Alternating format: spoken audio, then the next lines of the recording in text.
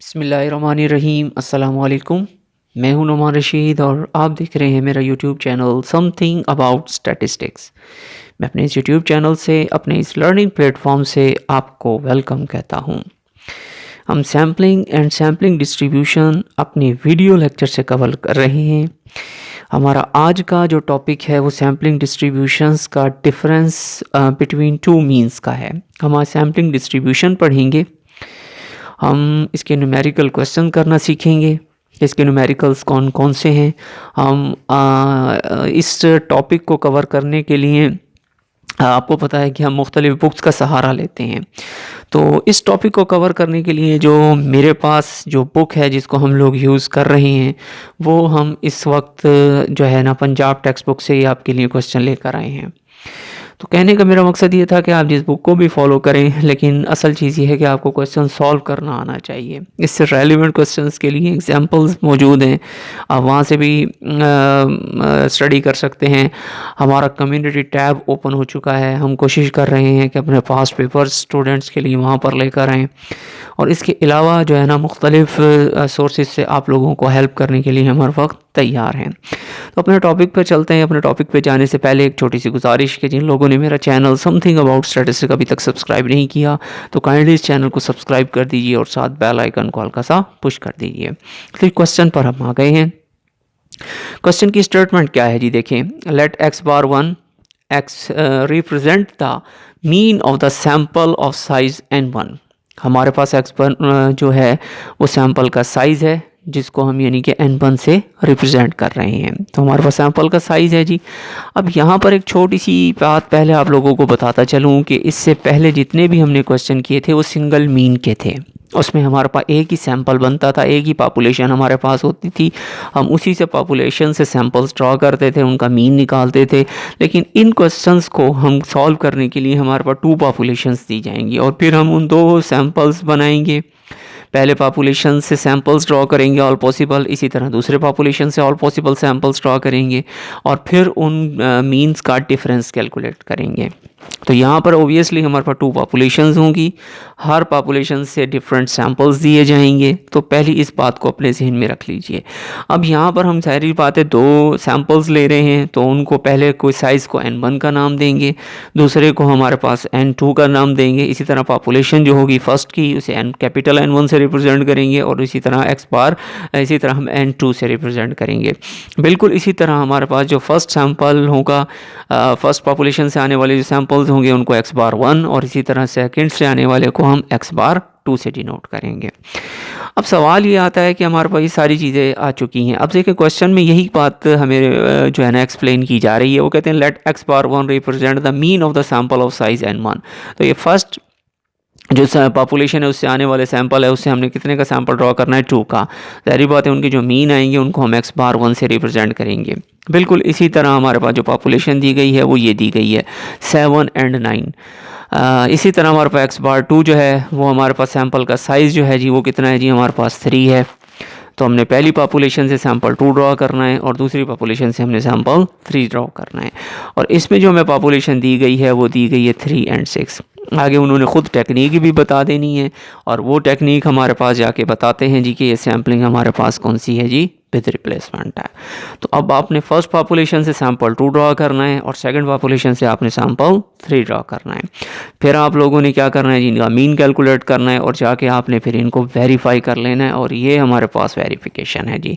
अगर हम सिंगल पर थे तो हमारे पास म्यू के इक्वल था, सिग्मा स्क्वायर था तो हम सिग्मा ओवर n के इक्वल थे।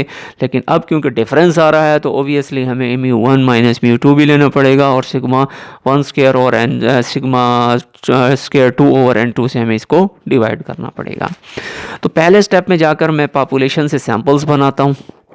आप मेरे साथ रहिएगा, मैं आपको पॉपुलेशन से सैंपल बनाना भी सिखाता हूँ कि जिन लोगों ने मेरे पास वो वीडियो नहीं देखी तो उसमें मैंने सैंपल्स बनाना सिखाए थे। बहरहाल अगर आप लोगों को वो टेक्निक आती है तो बहुत ही अच्छी बात है, वेल एंड गुड। लेकिन अगर नहीं आती तो आप मेरे साथ सैंपल बनाना सीख लीजिए। तो देखें जी हमारे पास ये पॉपुलेशन है 7 और n 7 और 9 है, फर्स्ट पॉपुलेशन है हमारे पास ये, और इसकी जो N1 है हमारे पास, इसकी पॉपुलेशन की तादाद को N2 के N1 2 है, और सैम्पल का साइज़ भी हम इससे 2 का ही ड्रॉ कर रहे हैं। तो ऑल पॉसिबल सैम्पल ओबियसली हमारे पास किस तरह बनेंगे, N1 की पावर 2 बनेगा, यानी कि हम लोग को कैसे लिखेंगे, N1 और उसकी पावर हमारे पास कितनी आएगी जी, 2 आएगी। लेकिन हमारे पास N1 जो है ओबियसली 2 का पावर 2 है, तो ओबियसली हमने उसको N1 और मल्टीप्लाइड बाय N1 ही लिख लिया। अब N1 हमारे पास जो है पॉपुलेशन जो है वो 2 की है, तो 2 मल्टीप्लाइड बाय 2, तो ओबियसली हमारे पास कितने हो जाते हैं जी, 4 सैम्पल्स बनेंगे। तो आप लोगों को मैंने बताया था कि 4 को आपने करना है जी पहले 2 पे डिवाइड, यानी कि पॉपुलेशन के साइज़ पे डिवाइड करेंगे, वो हमारे पास कितना आ जाएगा जी, 2 आ जाएगा। फिर इस 2 को आप लोगों ने फिर क्या करना है जी, फिर पॉपुलेशन के साइज़ पे डिवाइड करना है, तो फिर आपके पास कितना आ जाता है जी, फिर आपके पास आ जाता है 1 आ जाता है। तो आपने पहला एलिमेंट जो है ना वो 2 टाइम्स लिख लेना है, जैसे 7 को 2 टाइम्स लिखा, 7 7 2 टाइम आ गया, फिर इसी तरह 9 को 2 टाइम्स लिख लिया, फिर उसके बाद हर एलिमेंट 1 टाइम आया तो 1 टाइम रिपीट कर दें, 7 9 7 9, इस तरह करके हमने 1 टाइम रिपीट किया। अब सेकंड ये है कि इनका मीन लिया है, तो ओबियसली आपने इसको देखा कि हमने इनके मीन कैलकुलेट किए हुए हैं। इसी तरह हमारे पास सेकंड पॉपुलेशन है, लेकिन सेकंड पॉपुलेशन में जाकर हमारे पास जो है ना सैंपल का साइज़ 3 आ जाता है। तो अब हमने क्या करना है, N2 है, क्योंकि हमारे पास सेकंड पॉपुलेशन के जो हमारे पास ऑल पॉसिबल जो एलिमेंट हैं, यानी कि पॉपुलेशन का जो साइज़ है उसको हमने N2 से रिप्रेजेंट किया हुआ है। तो फिर क्या आएगा जी, N2 multiplied by N2 multiplied by N2, या सिंपल इज़ दैट हमने N2 की पावर क्या ली हुई है जी, पावर 3 ली हुई है। तो अब आपको पता है कि इसको 3 टाइम्स मल्टीप्लाई करेंगे, तो 3 टाइम्स मल्टीप्लाई करने से हमारे पास क्या आएगा, ऑल पॉसिबल सैम्पल्स बनेंगे हमारे पास 8। अब बनेंगे कैसे जी, जिस तरह हमने यहाँ पर किया है, तो पॉपुलेशन के साइज़ पे इसको भी डिवाइड करें, 8 को 2 पे डिवाइड करें तो 4 आएगा, बिल्कुल इसी तरह 4 को फर्दर 2 पे डिवाइड करें तो फिर 2 आएगा, और फिर 2 को फिर 2 पे डिवाइड करें तो हमारे पास कितना आता है जी, 1 आता है। अब हमारे पास हर एलिमेंट 4 टाइम्स लिखा जाएगा, तो आप क्या करेंगे जी, 3 को 4 टाइम्स लिख लें, 1 2 3 एंड 4। बिल्कुल इसी तरह दूसरा एलिमेंट 6 है, तो 6 को आप 4 टाइम्स लिखें, 1 2 3 एंड 4। उसके बाद हर एलिमेंट आपने 2 टाइम्स लिखना है, तो 2 टाइम्स आ गया, 3 3 6 6, इसी तरह करके 3 3 फिर 6 और फिर 6। फिर हर एलिमेंट 1 टाइम आएगा, तो क्या आएगा जी, 3 6 एंड 3 6 3 6। उसके बाद आप लोगों ने इनके मीन कैलकुलेट कर लेने हैं। अब 3 3 हमारे पास कितना बनता है, 3 टाइम्स है 9 है, 9 को 3 से डिवाइड करेंगे तो 3 आएगा। इसी तरह करके हमारे पास कितना बनता है, 9 बनता है, 9 को 3 पे 12 आएगा, फिर ये हमारे पास इसका मीन 4 आएगा। इसी तरह ये कितना आ जाएगा जी, 9 और 3 12 होता है, इसका भी मीन जो है 4 आ जाएगा। बिल्कुल इसी तरह 3 6, और ये कितना जो है 12 3 15 आता है जी। इसी तरह करके ये 4 बनेगा, फिर ये 5 बनेगा, फिर ये 5 बनेगा, और लास्ट वन हमारे पास कितना बन जाएगा जी, 6 बन जाएगा। तो यहाँ तक तो वो काम इनिशियल था जो हम लोगों ने अपनी पिछली वीडियोज़ जो थी उसमें ये कवर किया था। लेकिन इससे अब हम लोगों ने थोड़ा सा आगे जाना है, और आगे का जो सफ़र है वो कुछ इससे मुख्तलिफ नहीं है। तो हम सबसे पहले अब पॉपुलेशन से जो है जी मीन निकालेंगे, फिर इसके वेरिएंस कैलकुलेट करेंगे, और उसके बाद जाकर जी हम लोग अपना जो है ना वेरिफिकेशन का मरहला देखते हैं। तो चलते हैं जी अगले पार्ट की तरफ, अगली कैलकुलेशंस की तरफ। यस, ये हमारे पास पॉपुलेशन है जी, और इससे हमने अब मीन कैलकुलेट करने हैं। तो आप लोग देख सकते हैं कि हमारे पास मीन किस तरह आएगा, जो फर्स्ट से आएगा तो उसको μ1 कहेंगे, इसी तरह जो सेकंड यानी कि फर्स्ट अगर इसका वेरिएंस होगा तो उसको हम सिग्मा स्क्वायर 1 का नाम देंगे। तो ये पॉपुलेशन है हमारे पास 7 9।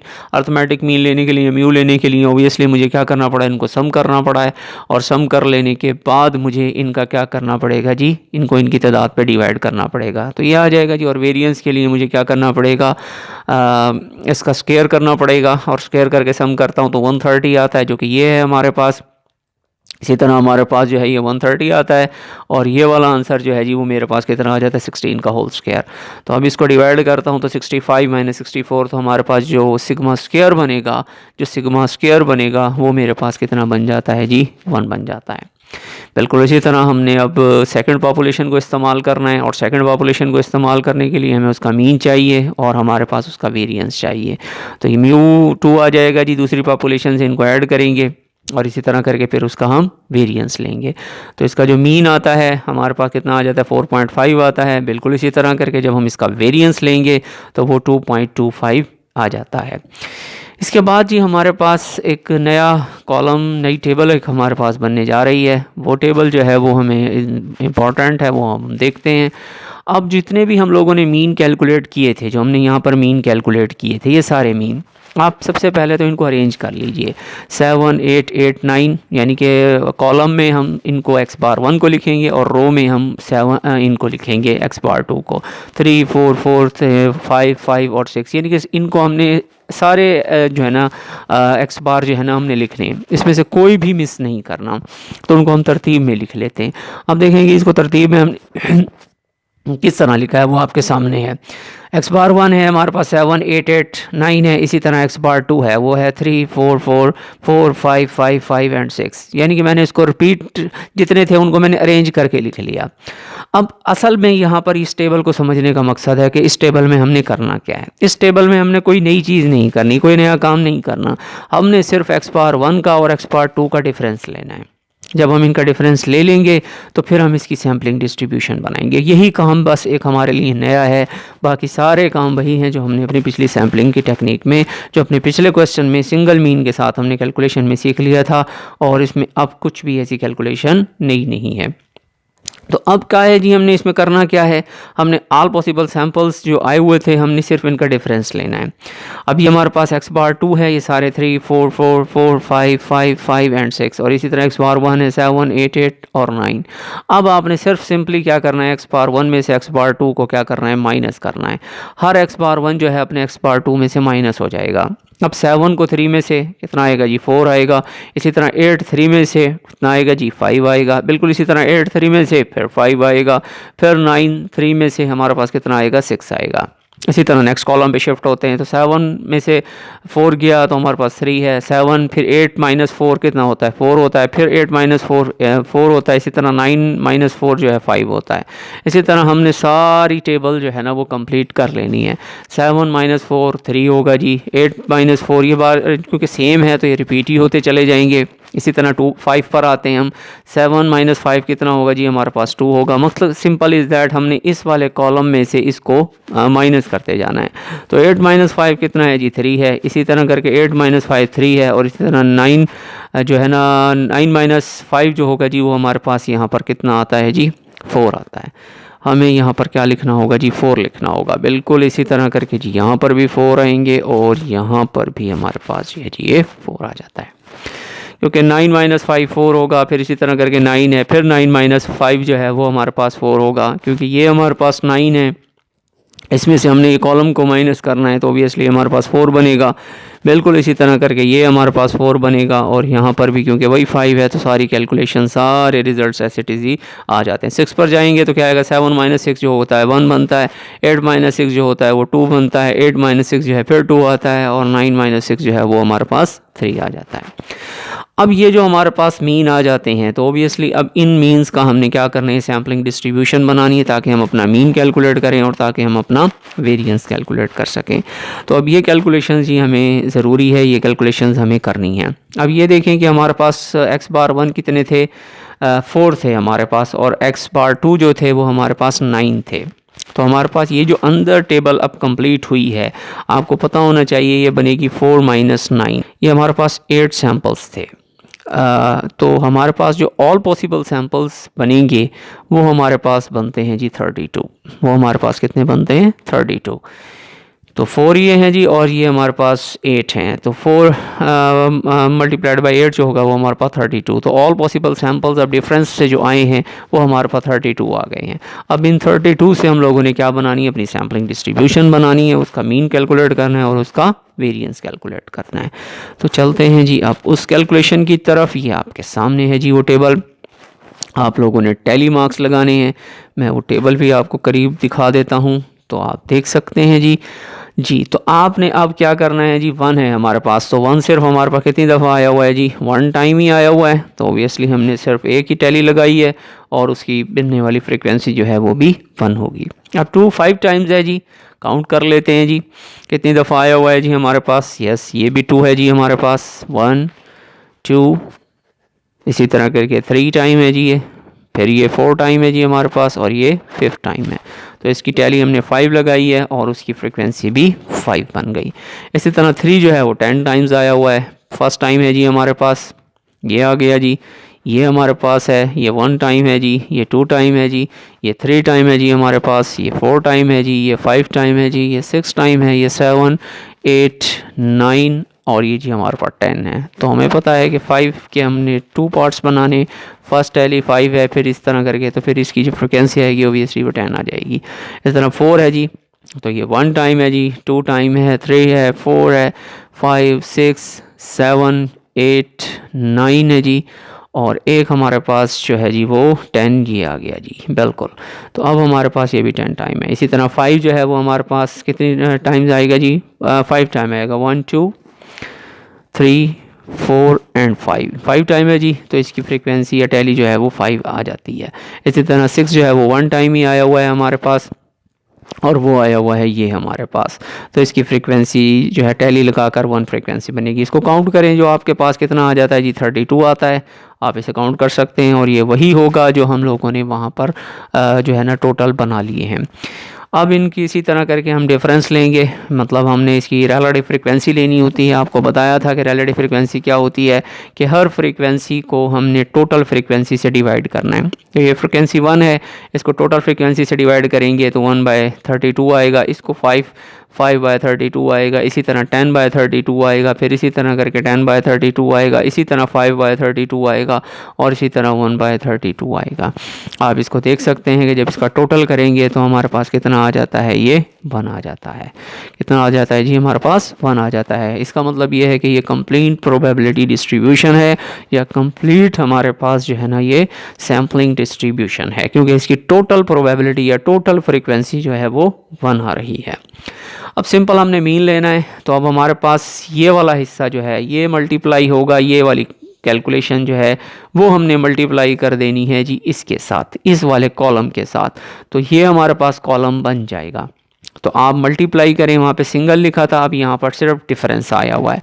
सिर्फ फ़र्क इतना है कि वहाँ पर एक्स बार लिखते थे, अब यहाँ पर एक्स बार 1 माइनस एक्स बार 2 है। ये हमारे पास डिफरेंस को अब मल्टीप्लाई करेंगे हम इसके साथ, तो मल्टीप्लाई करें जी 1 1 के साथ होगा तो 1/32 ही रहेगा। फिर 2 जो है वो इसके न्यूमरेटर के साथ मल्टीप्लाई होगा, 2 मल्टीप्लाइड बाई 5 कितना होगा, 10, डिवाइज़र में 32 ही है। इतना 3 मल्टीप्लाइड बाई 10 होगा तो कितना आएगा जी हमारे पास, 3 मल्टीप्लाइड बाई 10 30/32 आता है। इसी तरह 4/10 मल्टीप्लाइड बाई 10 होता है, 40/32 आता है। इसी तरह 5 को 5 के साथ तो 25/36 आता है। इस तरह 6 के साथ मल्टीप्लाई होगा तो 6 जो है वो 1 के साथ मल्टीप्लाई होगा तो कितना आ जाएगा, 6/32। आप न्यूमरेटर्स का टोटल कीजिए, ये जो न्यूमरेटर्स हैं इनका टोटल कीजिए, आपको अंदाज़ा होगा कि इसका आंसर जो आता है 112 आ जाता है।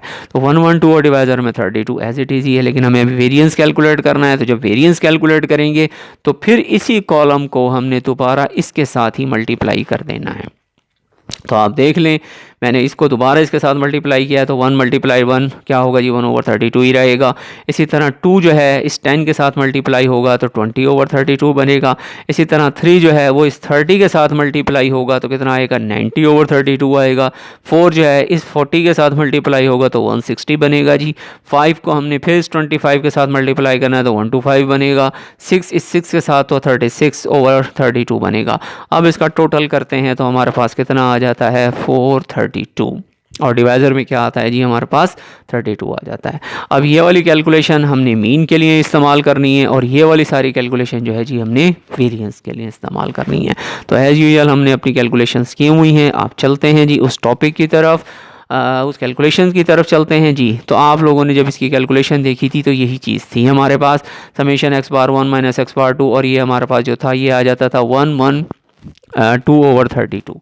ये कितना आ जाता था, 1/32। तो आप देख सकते हैं कि जी ये यही चीज़ थी जो हमने यहाँ पे कैलकुलेट करके रखी हुई थी। आपको वो सारी कैलकुलेशन जो है वो मैं एरो के साइन से दिखा देता हूँ, रिप्रेजेंट कर देता हूँ। ये चीज़ कैलकुलेट करके आई हुई थी, और ये वाली जो कैलकुलेशन थी जो हमने वेरिएंस के लिए इस्तेमाल की थी वो ये थी।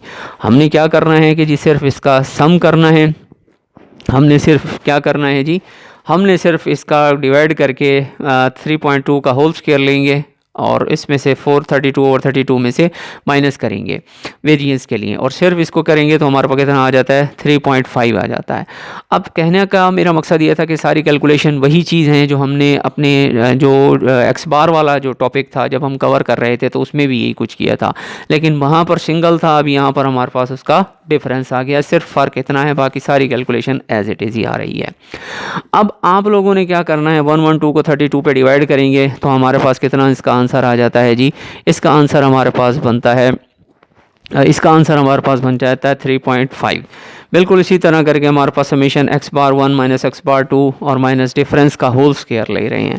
तो बेसिकली ये जो डिफरेंस होता है, ये जो हमारे पास डिफरेंस होता है, ये वाली जो चीज़ है, सारी ये चीज़ जो है ये असल में हमारे पास मीन ही है। तो असल में हम कुछ भी नहीं कर रहे, लेकिन हम अपने मीन का ही स्क्वायर कर रहे होते हैं। हम अपने मीन का ही क्या कर रहे होते हैं जी, स्क्वायर कर रहे होते हैं। तो असल में जब हम अपने मीन का स्क्वायर कर रहे होते हैं तो आपको पता है कि मीन इस वक्त हमारे पास कितना है, मीन है हमारे पास 3.5 है। तो असल में हम अपने मीन का ही स्क्वायर कर रहे हैं, तो इस मीन का जो स्क्वायर करते हैं हम 3.5 आता है। 432 को 32 पे डिवाइड करके 3.5 का होल स्क्वायर से माइनस करते हैं तो हमारे पास जो वेरिएंस आ जाता है डिफरेंस का, वो आ जाता है 1.25। ये हमारे पास बनेगी दूसरी हमारे पास टर्म बनेगी जी। अब इसको हमने वेरिफिकेशन के लिए इस्तेमाल करना है, और वेरिफिकेशन हम वैसे ही करते हैं जैसे हमने अपने पिछले टॉपिक की थी। तो चलते हैं अपनी अब वेरिफिकेशन की तरफ, जो हमारा आखिरी स्टेप था। तो मैं सारी कैलकुलेशन आप लोगों के लिए दोबारा करके ले आया हूँ, आपको बार बार कैलकुलेशन करने की ज़रूरत नहीं है। ये वही कैलकुलेशंस हैं जो हमने मीन और वेरिएंस के लिए कैलकुलेट की थी। आप अपने मीन और वेरिएंस पे जाएँ, आपको वो सारी कैलकुलेशंस यहाँ पर दोबारा मिल जाएंगी। ये जी, ये मैंने वो सारी कैलकुलेशन ली हैं। μ1 हमारे पास 8 है, एक्स सिग्मा स्क्वायर 1 जो है वो हमारे पास 1 है, μ2 4.5 है, इस तरह सिग्मा स्क्वायर 2 जो है वो 2.25 है। ये सारी कैलकुलेशंस जो हैं मैं बार बार वहाँ पर मतलब इसको स्क्रीन को मुझे रोटेट करना पड़ रहा था, तो मुझे इसलिए आपको सारी कैलकुलेशंस जो है ना वो वहीं पर मैं ले आया हूँ, ताकि आप लोगों को ये कैलकुलेशन करना आसान हो। आपके सामने ये कैलकुलेशंस होंगी तो आप लोगों को जो है ना वेरिफिकेशन में आसानी हो जाएगी। तो ये 8 1 4.5 2.25 ये सारी कैलकुलेशन मैं ले आया हूँ जी, और यहाँ पर मैंने एक टेबल में इनको लिख लिया है। इसके बाद जनाब अब मैंने करना क्या है, अब मैंने सिर्फ़ और सिर्फ ये करना है कि मुझे पता है कि mu x bar 1 minus x बार 2 जो है वो ये वाला, इसको मुझे पता है कि वेरिफिकेशन में किसके इक्वल आता है, μ1 माइनस μ2 के इक्वल आता है। तो mu x bar 1 minus x बार 2 3.5 है जी, बिल्कुल ठीक है जी, 3.5 ही है ये। अब इसको हमने इसके इक्वल रखना है, पॉपुलेशन के डिफरेंस के जो है ना मीन के इक्वल होना चाहिए ये। तो μ1 हम फर्स्ट पॉपुलेशन से लेकर आए थे, और वो हमारे पास कितना है जी, वो हमारे पास 8 है। तो आप देख सकते हैं जी वो मैं 8 ले आया हूँ। अब μ2 जो है वो मेरे पास कितना था, 4.5 था, तो ऑब्वियसली वो 4.5 है। अब 8 माइनस 4.5 करता हूँ, 8 माइनस 4.5 करता हूँ तो मेरे पास कितना आ जाता है, 3.5 आ जाता है। और ये हमारे पास लेफ़्ट हैंड साइड जो है वो इक्वल हो जाती है जी हमारे पास राइट हैंड साइड की, यानी कि लेफ़्ट हैंड साइड इक्वल हो जाती है हमारे पास किसके जी, राइट हैंड साइड के। यानी कि दोनों हमारे पास जो साइड्स हैं वो आपस में अब क्या हो रही हैं, इक्वल हो रही हैं। तो ये इस चीज़ की अलामत है कि हमारे पास जो है वो sampling distribution of difference mean का जो है वो डिफरेंस ऑफ पॉपुलेशन मीन के इक्वल आ जाता है। बिल्कुल इसी तरह करके हमने इसका वेरिएंस लिया, और वो हमारे पास कितना आ जाता था, 1.5 था। आप देख सकते हैं 1.25 था, वो ये आ गया जी। और ये होना किसके इक्वल चाहिए, सिग्मा स्क्वायर 1/n1 के। अब सिग्मा 1 जो है वो हमारे पास कितना है जी, 1 है, वो हम पॉपुलेशन से ले आए थे, वो हमारे पास ये आ गया। इसी तरह हमारे पास सेकंड पॉपुलेशन से आने वाला जो वेरिएंस था वो 2.25 था। पहले पॉपुलेशन से हमने सैम्पल का साइज़ ड्रॉ किया था 2 का, इसलिए इसे 2 पे डिवाइड किया। दूसरी पॉपुलेशन से हमने सैम्पल ड्रॉ किया था 3 का, तो हमने इसे 3 से डिवाइड किया। तो अब आपने इसको देखा कि 1/2.5 होगा, इसको 2.25 को 3 पे डिवाइड करें तो हमारे पास आंसर जो आ जाता है 0.75 होगा। तो इन दोनों को ऐड करते हैं तो हमारे पास कितना आ जाता है, 1.25 आ जाता है। और ये वाला आंसर ये भी 1.25 आ जाता है, और ये भी 1.25 आ जाता है। तो हमने वेरिफिकेशन में यही चीज़ सीखी थी कि mu x bar 1 minus x बार 2 जो होता है वो μ1 माइनस μ2 के इक्वल होता है। बिल्कुल इसी तरह अगर हम वेरिएंस पे जाते हैं तो sigma square x bar 1 minus x बार 2 जो होता है वो सिग्मा स्क्वायर 1/n1 और सिग्मा स्क्वायर 2/n2 के इक्वल होगा। अब ये अगर टेक्निक हम विदाउट रिप्लेसमेंट में करेंगे तो ओबियसली हमें करेक्शन फैक्टर की तरफ जाना पड़ेगा, हमें करेक्शन फैक्टर का सहारा लेना पड़ता है। लेकिन ये दोनों टेक्निक याद रख लें। यहाँ पर एक बात जो बड़ा की पॉइंट है जो आपको समझाने के लिए है कि कभी भी यहाँ पर टेक्निक्स को डिफरेंट नहीं करेंगे वो क्वेश्चन में। ये नहीं है कि पहले पॉपुलेशन से आप विद रिप्लेसमेंट करें और दूसरी से आप जो है ना विदाउट करें, ऐसा नहीं होगा। अगर वहाँ पर पहली पॉपुलेशन से विदाउट सैंपल ड्रा करेंगे तो दूसरी से भी विदाउट ही ड्रा करना पड़ेगा। और दूसरी बात एक चीज़ ये भी है कि बसा औकात स्टूडेंट्स के लिए क्वेश्चन ये भी आ जाता है, जिस तरह हम लोगों ने यहाँ पर डिस्कस किया कि आप लोगों को कभी ये भी कहा जा सकता है कि आप ये वेरीफाई करें μ2 माइनस μ1। कभी कभार ये क्वेश्चन भी हमसे पूछा जा सकता है, तो फिर उसमें कैलकुलेशन हमने चेंज करनी है। अब यहाँ से जो चेंजिंग आएगी वो ये देखें, हमने अपने पिछले क्वेश्चन में किया, अब जो इस टेबल में बनाया था वो ये था कि x⁴ 1 में से हमने x⁴ 2 को माइनस किया था। ये क्योंकि वेरिफिकेशन ही हमसे ये पूछी जा रही थी कि μ1 माइनस μ2 कैलकुलेट करेंगे, x⁴ 1 माइनस x⁴ 2 की सैम्पलिंग डिस्ट्रीब्यूशन बनाएं, तो उसके लिए हमें ये कैलकुलेशन करनी पड़ी। लेकिन अगर हमें से ये कह देते कि μ2 माइनस μ1 करें तो फिर हमें यहीं से ही चेंज करना पड़ेगा, यानी कि x⁴ 2 माइनस x⁴ 1 करना पड़ेगा। और उसके बाद हमें जो है जी इसकी सैम्पलिंग डिस्ट्रीब्यूशन टोटली चेंज करनी पड़ेगी, यानी कि इंटरचेंज कर देना पड़ेगा हमें। x⁴ 2 को हम पहले लिखेंगे और फिर x⁴ 1 में से उसे माइनस करेंगे। तो यहाँ पर क्योंकि टेक्निक जो उन्होंने वेरिफिकेशन पूछी थी वो μ1 माइनस μ2 की पूछी थी, अगर वो μ2 माइनस μ1 की पूछ लेते हैं तो फिर उसके लिए हमें ओबियसली फिर x⁴ 2 में से x⁴ 1 को हमें क्या करना पड़ेगा, माइनस करना पड़ेगा और उसकी सैम्पलिंग डिस्ट्रीब्यूशन बनानी पड़ेगी। ये की पॉइंट अपने जहन में रख लीजिए, स्टूडेंट अक्सर इसमें कन्फ्यूज़ होता है। आंसर होगा वही आ सकता है लेकिन नेगेटिव में आ जाएगा, वेरिफिकेशन में आपको फ़र्क पड़ेगा, तो इसलिए कोशिश करें कि आप लोगों को ये चीज़ें समझ आ जाएं। तो ये टॉपिक था जी, बस इसमें से जो नई बात आप लोगों को सीखने को मिली वो ये डिफरेंस है। आपको सबसे पहले डिफरेंस लेना पड़ेगा। अब यहाँ पर x⁴ 2 माइनस x⁴ 1 कहेंगे तो ऑब्वियसली फिर हमें क्या करना पड़ेगा, x⁴ 2 यहाँ लिखना पड़ेगा, x⁴ 1 यहाँ लिखना पड़ेगा। और हमें क्या करना होगा जी, हर x⁴ 2 में से, यही वो बात थी जो मैं आपको समझा रहा हूँ, x⁴ 2 में से आपने x⁴ 1 को क्या करना होगा, माइनस करना होगा। और फिर उसकी वेरिफिकेशन एज इट इज़ ही करेंगे जैसे हमने अगले टेबल में कंप्लीट की है। तो भाई ये सारी कैलकुलेशंस थी जी जो आप लोगों के लिए मैं लेकर आया। इससे रेलिवेंट क्वेश्चंस जो हैं उनकी एक लिस्ट है जो मुख्तलिफ बुक्स में आपको मिल जाती है। अगर वहाँ से भी आप लोगों को ये समझ नहीं आती तो आप मेरे से कांटेक्ट कीजिए, मुझे फेसबुक पे फॉलो कीजिए, मेरा पेज है समथिंग अबाउट स्टैटिस्टिक्स। हम व्हाट्सएप ग्रुप पर ज्वाइन करते हैं स्टूडेंट्स को, अगर वहाँ पर आप लोगों को कोई डिस्कशन करनी हो आप वहाँ पर मुझसे डिस्कस कर सकते हैं। लाइक और कमेंट्स लाजमी किया करें ताकि मुझे आपका फीडबैक मिलता रहे। इससे रेलिवेंट कोई भी क्वेश्चन हो आप फ्रीली मुझसे और विदाउट एनी हेजिटेशन आप मुझसे कांटेक्ट कर सकते हैं। मिलेंगे इंशाल्लाह अपनी नेक्स्ट वीडियो में, जब तक के लिए मुझे दुआओं में याद रखिए, अपना बहुत सा ख्याल रखिएगा। अल्लाह।